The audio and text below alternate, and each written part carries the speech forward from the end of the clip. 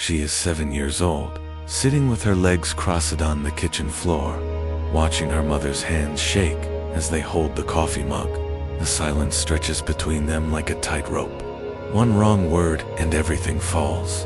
Her mother's eyes are somewhere else, somewhere dark, staring past the window into emptiness only she can see. The little girl counts the seconds. 1 Mississippi, 2 Mississippi, 3 Mississippi. She has learned that if she stays perfectly still, if she makes herself small enough, invisible enough, maybe the storm won't come today. Maybe today her mother will remember she exists. The refrigerator hums, the clock ticks, her stomach growls, but she doesn't dare ask for breakfast. Instead, she practices disappearing, folding herself into the corners of the room, into the spaces between her mother's sighs, learning the most dangerous lesson of all, that love has conditions, that safety must be earned, that she is too much and never enough, all at once. This issue craziness begins, not with big breaks from reality, but with a child's smart way of adapting to an impossible world. This is what happens when a growing mind encounters pain it cannot understand. It creates survival tricks so smart, so complete that the child loses track of where the act ends and they begin. The fake self comes up like armor protecting something so precious and delicate that it must be buried alive. And for years, sometimes decades, this system works perfectly, till one day the armor becomes a prison, and the buried self begins to claw its way toward the surface, screaming to be heard. And the world calls this coming up craziness, instead of recognizing it for what it truly is. The smartest thing the mind has ever done. Here's what nobody tells you about childhood pain. It doesn't just live in your memories. You wake up at 3 a.m. again, heart pounding for no reason you can name. Your body remembers what your mind has carefully forgotten. That Tuesday morning when you were 8, standing in the hallway listening to your parents scream at each other through the thin bedroom wall. You learn to hold your breath then, to make yourself invisible, to become so small that maybe the chaos would pass over you like a storm. But here's what nobody prepared you for. That 8-year-old is still holding her breath inside you. Childhood pain doesn't pack its bags and leave when you turn 18. It doesn't fade like old photographs or melt like sugar in rain. Instead, it plants itself into the very structure of your nervous system, rewiring your brain's basic operating system before you even have words for what's happening to you. Your nervous system, that ancient protector designed to keep you alive, learns its most important lessons before your 7th birthday. And if those early years taught you that love comes with conditions, that safety is temporary, that your very existence is somehow too much and never enough at the same time, well, your nervous system takes notes. Detailed notes. Dr. Bessel van der Kolk's groundbreaking research shows how pain literally reshapes the brain, especially in areas responsible for spotting threats and controlling emotions. But here's what his scientific language doesn't capture: the lived experience of a nervous system that learned the world is basically unsafe. You become a master of reading tiny facial expressions, or you can read chapter books. You develop the supernatural ability to sense tension in a room the moment you walk in, your body looking for danger signals with the sharpness of a military radar system.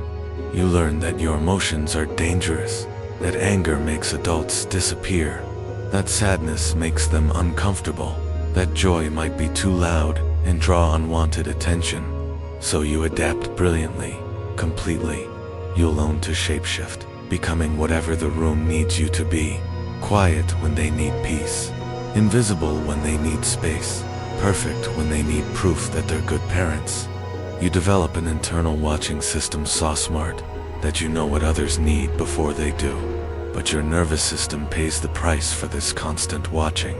It never learned the difference between real danger and the everyday stresses of human life. The same brain pathways that fire when posing a real threat also turn on when someone doesn't text you back immediately, when your boss seems slightly irritated, when you have to make a phone call to a stranger. Your childhood didn't just happen to you. It rewired how you experience reality itself. If you find yourself saying, "I'm sorry," for things that aren't your fault. If you feel responsible for other people's emotions. If you can't shake the feeling that you're somehow basically flawed. These aren't character problems.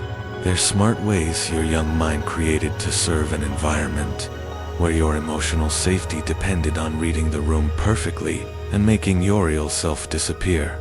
The most heartbreaking part, you probably don't even remember learning these lessons. Pain fathomance, before age 7, often lives in your body as sensation rather than memory. It shows up as the constant tightness in your shoulders, the way your stomach drops when someone raises their voice, the tiredness that comes from constantly checking whether you're safe to exist as yourself. Your nervous system learned to be afraid of your own emotions, your own needs, your own voice. It learned that being real was dangerous, that being yourself was a luxury you couldn't afford. Here's what this means for you. If you're struggling with unexplained worry, relationship problems, or feeling not enough, ask yourself, what did my childhood teach me about my worth? Your current struggles might not be character problems, but old survival patterns. Your nervous system learned that perfectionism, people-pleasing, or constantly criticizing yourself, they were once smart protective strategies. Understanding this isn't about blame, it's about recognizing the intelligence behind your pain and beginning to offer yourself the compassion you deserved then and deserve now. And this leads us to the most dangerous survival trick of all. Want to know the dark secret behind people who seem too perfect? They're masters at this one deadly skill. You'll become a shapeshifter so slowly that you don't notice the change happening.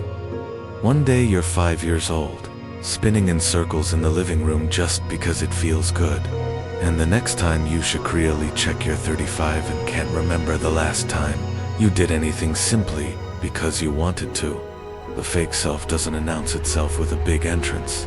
It slips on like a second skin so smoothly that you forget you're wearing it. It starts innocently enough. You notice that when you're quiet and helpful, Mom smiles more. When you don't cry about the scraped knee, Dad calls you brave, and his voice carries that warm approval. You crave like oxygen, but when you clean your room without being asked, the tension in the house eases just a little. You're learning the most dangerous lesson a child can learn, that your worth can be negotiated, that love is earned through performance. So, you'll begin the careful work of editing yourself. You learn to read the emotional weather of every room you enter. When your sister is having a meltdown, you become the invisible child who doesn't add to the chaos. When your parents are fighting, you transform into the peacemaker who can somehow make everything better with perfect behavior. When guests come over, you change into the charming child who proves your parents are doing everything right. You develop supernatural abilities, power to sense what others need before they know it themselves, the skill to become whatever will make them most comfortable, the talent to make your own needs disappear so completely that even you forget they exist. Your real self, that wild, messy, beautifully human part of you becomes like a room in your mind that's been abandoned after a fire. You begin to remember who you are beneath the performance. But here's where the fake self strategy backfires badly. That's what no one tells you about going crazy. It's not madness, it's tiredness. The breakdown doesn't announce itself with sirens or big revelations. It creeps in like water through a crack in the foundation so slowly that you don't notice until your entire structure is damaged. It starts with sleep. The first casualty is always sleep. You lie in bed at 2 a.m., then 3 a.m., then 4 o'clock a.m. Your mind's spinning like a hamster wheel that's lost its ability to stop. The thoughts circle endlessly. Did I say the wrong thing in that meeting? Why did my friend's text sound different? Am I failing at everything? The questions multiply in the darkness, each one creating 3 more, until your skull feels like it's housing a meeting of anxious critics. Your nervous system, tired from decades of constant watching, begins to break down. It can't tell the difference between aerial threat and the memory of your coworker's slightly raised eyebrow. Everything becomes suspicious. Every interaction gets taken apart with detective-like sharpness until you've convinced yourself that everyone is upset with you, disappointed in you, planning to leave you. The paranoia arrives. Wearing the mask, often illusion, you start seeing patterns everywhere, in the way people pause before responding to your texts, in the specific words they choose, in what they don't say. Your brain, desperate to make sense of the overwhelming information, begins creating stories to explain the chaos. If everyone seems distant, it must be because you're basically unlovable. If that project didn't go well, it's because you're incompetent. If your partner seems tired, it's because they're planning their escape. You become a detective of your own supposed failures, collecting evidence of your unworthiness with the dedication of a scholar. Every cancelled plan becomes proof of rejection. Every moment of silence becomes confirmation of your worst fears.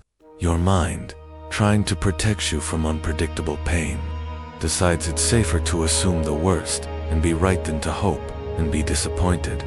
Then comes the talking to yourself, not the gentle self-talk of normal people, but the desperate conversations of someone whose internal world has become a war zone. You replay conversations for hours, writing better responses, apologizing to empty rooms, arguing with people who aren't there. You catch yourself mid-sentence and realize you've been moving your lips, gesturing to invisible audiences, living 3 conversations at the same time: the one that happened, the one you wish had happened, and the one you're terrified might happen next. Your relationships become the next casualty. The fake self that once felt like protection now feels like a straitjacket. You ruin connections before they can disappoint you, pushing people away to avoid the certain abandonment your nervous system has been predicting since childhood. You become super sensitive to every tiny rejection, every slight shift in tone, every moment when someone's attention moves away from you. But here's what's really happening beneath all this apparent chaos. Your cell is giving up the act. After decades of twisting yourself into shapes that fit other people's needs, your mind is putting on a revolt. The breakdown isn't a random malfunction, it's your real self, buried for so long, finally screaming loud enough to be heard over the fake self's performance. Your mind, overwhelmed by the mental conflict of living a life that isn't yours, begins creating meaning in the chaos, because meaning is survival. If you can explain why you feel so terrible, maybe you can control it. If you can identify the threat, maybe you can defend against it. Your brain works over time, seeing connections and patterns, because the alternative, admitting that you've been living as a stranger to yourself, feels too dangerous to face. The sleeplessness, the paranoia, the relationship sabotage, the endless internal conversations, they're not signs that you're losing your mind. They're signs that your mind is finally trying to find its way back to you. If you're feeling mentally exhausted, overwhelmed, or like you're losing it, recognize this. You're weak, you're tired of performing. Give yourself permission to rest from being what others need. Take one day this week to just be without trying to impress anyone. Let yourself feel whatever comes up without immediately trying to fix it or understand it. Sometimes the breakdown is actually a breakthrough trying to happen. But here's where the story takes an unexpected turn. This breakdown might be the smartest thing your mind ever did. What if the breakdown isn't random chaos? What if there's a hidden intelligence behind what we call snapping? There's a ghost living in your house, and you've been pretending not to see it for so long that you've almost convinced yourself it isn't there. But late at night, when the world goes quiet, you hear its footsteps in the halls of your memory. You feel its presence in the way your chest tightens when someone raises their voice, in the way your body goes stiff when affection comes to isolate, in the way you ruin good things before they can disappoint you. This ghost is your unhealed pain, and it's been waiting patiently for you to acknowledge it exists. Your breakdown, what the world calls losing it or falling apart, isn't madness at all. It's your soul's protest. It's the scream of a mind that's been silenced too long. The rebellion of a real self that refused to die no matter how deeply you buried it. Think of it this way. Imagine you've been wearing a mask so long that your skin has grown around it. The breakdown is what happens when your face finally starts to push through. When Thefic self can no longer contain the pressure of who you really are underneath. Your mind is smart. When it can no longer bear the weight of performing. When the fake self becomes more prison than protection. It begins to crack not randomly, but strategically. Like a small crack in a mirror that spiderwebs over time. The breakdown follows the fault lines of your deepest wounds, your most held back truths, your most abandoned parts. What you call anxiety is often your gut feeling finally being allowed to speak.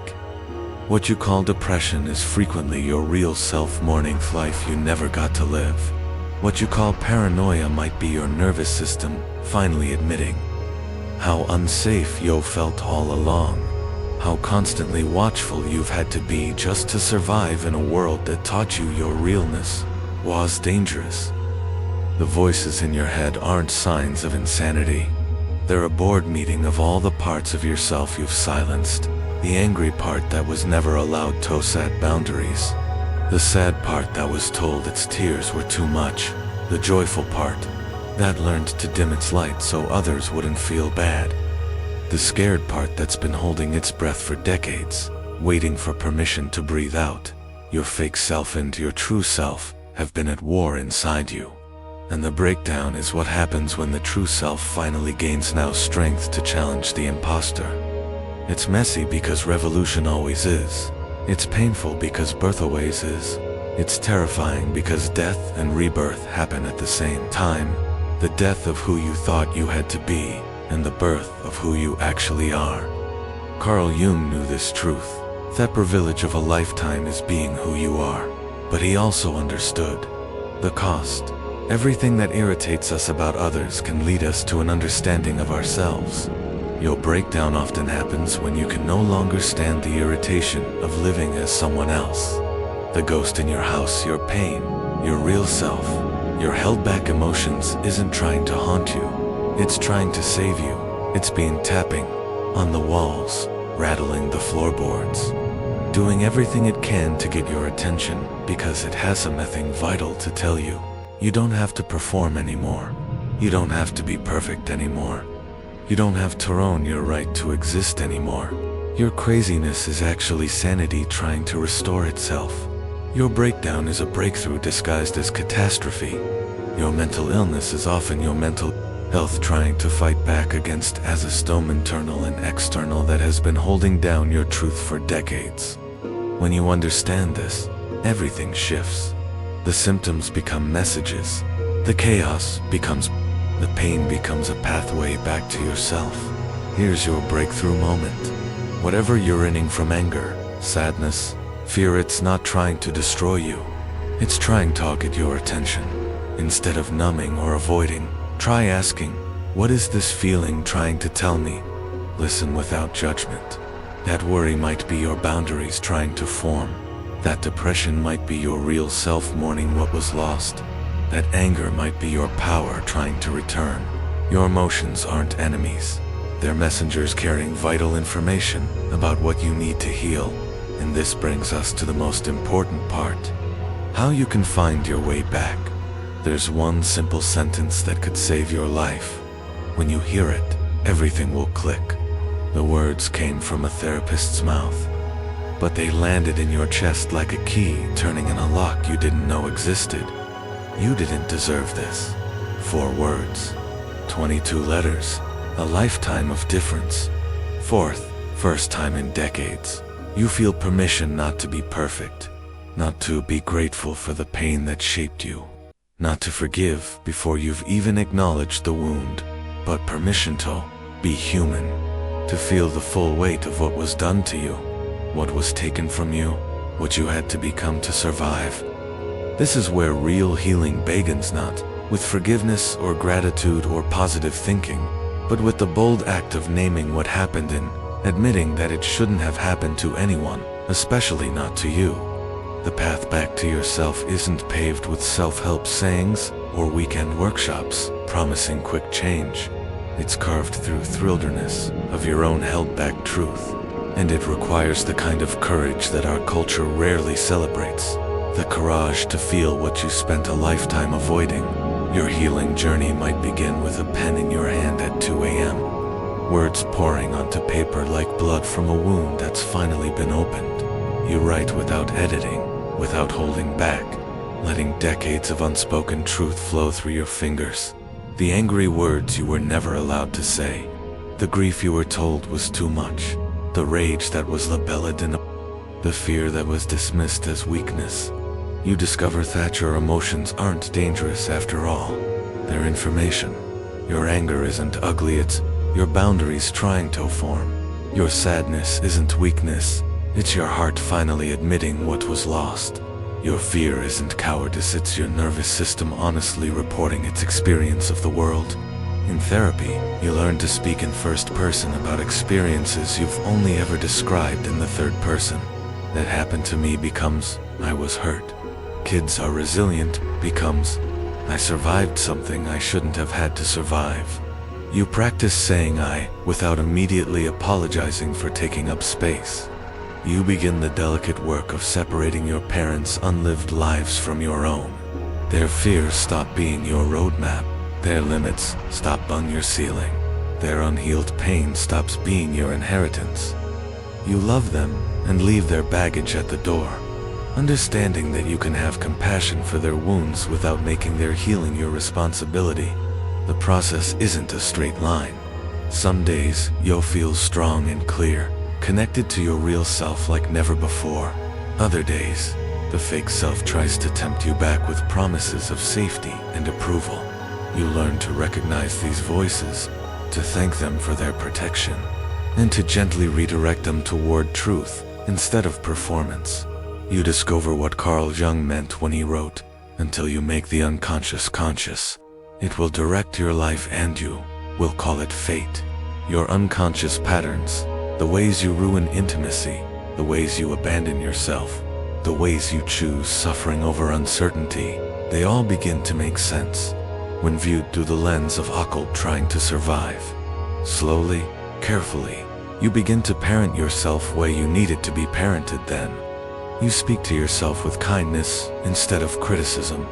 You protect your energy instead of giving it away to anyone who demands it. You honor your needs instead of pretending they don't. You'll learn that healing isn't about becoming someone new. It's about remembering who you were before the pain taught you to forget. It's about digging up your real self from beneath the layers of protection you once needed, but no longer serve you. The work is slow. The work is hard. The work is worth it. Because on the other side of this wilderness lies something our culture rarely talks about. The possibility of coming home to yourself. The relief of no longer having to perform for your place in the world. The joy of discovering that you are enough, exactly as you are, without changing your improving or endless self-improvement. Your homework starts tonight. Write for 10 minutes without stopping. Don't edit. Don't think. Just let whatever comes up flow onto paper. This isn't about creating beautiful writing. It's about letting your buried self finally speak. Ask yourself, what am I really angry about?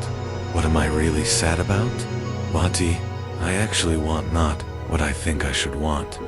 This one practice can change everything. Your real voice is still there, waiting beneath all the performing. Give it permission to come out, even if it's messy, even if it's imperfect, even if it contradicts everything you've told yourself about who you are. So, where does this lead? What does this all mean for your life? Let's bring this full circle. We started with the bold idea that mental illness isn't illness at all, it's intelligence. We've seen how your childhood pain creates survival tricks, how your fake self eventually wears itself out, how your craziness is really your mind's desperate attempt to return to being real, and finally, how your true healing begins with complete honesty and permission to feel. We began with that 7-year-old learning to disappear in her kitchen, watching her mother's trembling hands around a coffee cup.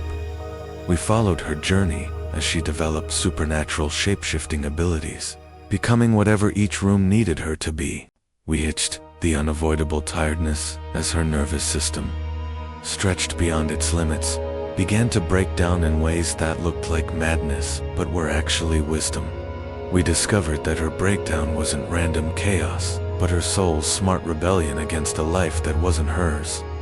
Every symptom became a message. Every crisis became information. Every moment of seeming craziness became her mind's desperate tint to guide her back to herself. This is the mind shift that changes everything. From seeing yourself as broken to understanding yourself as buried. From viewing your struggles as sickness to recognizing them as your inner wisdom trying to surface. From believing you need to be fixed to knowing you need to be remembered. Your journey from pain to healing isn't about rising above your humanity, it's about finally claiming it. But don't just consume more content. Take action tonight with that 10-minute writing exercise. Let your buried self finally speak. Set a timer, pick up a pen, and write without stopping, without editing, without judgment. Ask yourself the questions that matter. What am I really angry about? What do I actually need? What would I do if I weren't afraid of disappointing anyone? This is where your healing begins, not in your head, but on the page, in the raw truth of your unexpressed experience. Remember, you're not broken, and healing isn't about becoming someone new. It's about remembering who you were before the pain taught you to forget. The world doesn't need more perfect people. It needs more real ones. It needs your real voice, your unedited truth, your messy humanity. It needs the person you were before you learned that being yourself was dangerous. If this message helped you see your struggles in a new light, share it with someone who needs to hear this message. Because the revolution of understanding mental health starts with conversations like this.